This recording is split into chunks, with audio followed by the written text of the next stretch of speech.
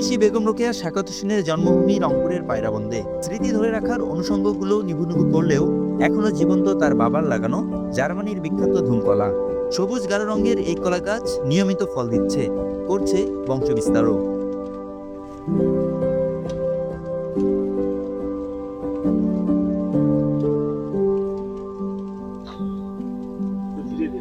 স্থানীয়রা বলছেন, নারী জাগরণে অগ্রদূত বেগম রোকেয়া সাখাওয়াত হোসেনের বাবা ঐতিহাসিক পায়রাবন্দের জমিদার জহিরুদ্দিন মোহাম্মদ আবু আলী হায়দার সাবের আনুমানিক 180 বছর আগে সুসজ্জার জন্য জার্মানি থেকে আনেন ধুমকলা গাছের বেশ কিছু চারা। বংশানুক্রমিকভাবে অযত্ন অবহেলায় পড়ে থাকা রোকেয়ার নিচ্ছিন্ন বাড়ির দেয়াল ঘেঁষে বেড়ে ওঠে। পরিচর্যার অভাবে গাছের শেষ কলার স্বাদ নেন 2014 সালে। 10 বছর পর আবারও নতুন করে গাছে কলা ধরা শুরু করেছে। প্রায় 180 বছর থেকে কলার গাছ বেগম রোকেয়ার বাবা নাকি নিয়ে আসছিলেন বিদেশ থেকে। মাঝে তো এটা শেষ হয়ে গেছে, পরে আবার আমরা সংগ্রহ করছি। এখানে সংগ্রহ করিয়ে তখন থেকে যাবত ওই কলার গাছ ধুমকলার গাছ এই বেগম রোকেয়া স্মৃতিকেন্দ্রে আছে। এটা বিসি থেকে গাছ হয়, এবার এই কলা ধরছে। তা হঠাৎ করে এই প্রাচীরের এইখানে একটা কলা গাছ হয়, এই ধুমকলা গাছ। ওটা পরে আমরা ওই চতুর্পাশে ঘেরা দিয়ে রাখি।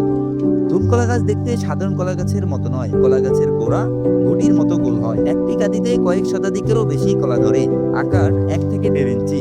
সাধারণ কলার মতো দেখতে হলেও ভিতরে প্রচুর বীজ থাকে। বীজগুলো মটর কলার চেয়ে খানিকটা বড়। খেতে মিষ্টি, তবে বেশি বীজ থাকার কারণে কলা খেয়ে তৃপ্তি পাওয়া যায় না।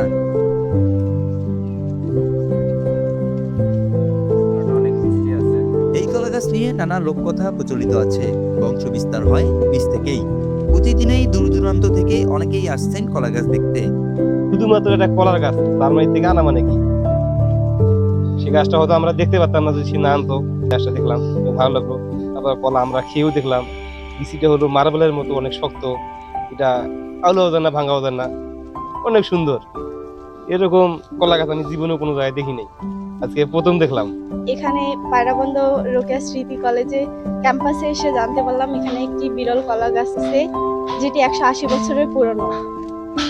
কলা গাছটির নাম হচ্ছে ধুম কলা গাছ, যেটি জার্মানি থেকে আনা। আমার দেখে খুব ভালো লাগছে। বছরের পুরনো একটি কলার গাছ, যে কলা গাছটি গত 26 বছর আগে তারা আবার খুঁজে পায় ভাঙা প্রাচীরের ফাটল থেকে। কলা গাছটি যেহেতু একটি ব্যতিক্রমধর্মী কলা গাছ এবং বিদেশি একটি কলা গাছ, এই কলা গাছে প্রচার প্রসার তারা করবে। এই কলাটা আগে কখনো খাওয়া হয় নাই, প্রথম আজকে খাইলাম এবং প্রথম দেখলাম। আজকে দেখে অনেক ভালো লাগলো। শুনলাম যে অনেক পুরোনো গাছ, এটা ব্যতিক্রম। এই গাছটা দেখে আমার খুব ভালো লাগতেছে। স্মৃতিকেন্দ্রের সহকারী পরিচালক জানান, স্মৃতিকেন্দ্রে থাকা 2টি ধুমকলা গাছের একটিতে জুনের মাঝামাঝি সময় কলার মোজ ধরে। পরিপক্ক হতে সময় লাগে 4 থেকে 5 মাস। বিশাল কাঁদিতে অগন্তি কলা ধরে। আকৃতিতে এসব কলা মানুষের আঙ্গুলের চেয়েও ছোট। কলা এখনো কিন্তু ফলবতী হচ্ছে, পাকছে।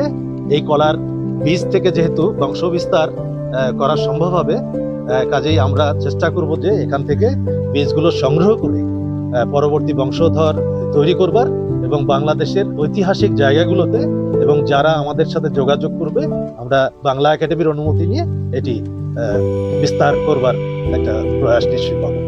রোকেয়ার স্মৃতি ধরে রাখতে বিরল এই কলা গাছের বিস্তার ও সংরক্ষণ করা উচিত বলে মনে করছেন সচেতনরা।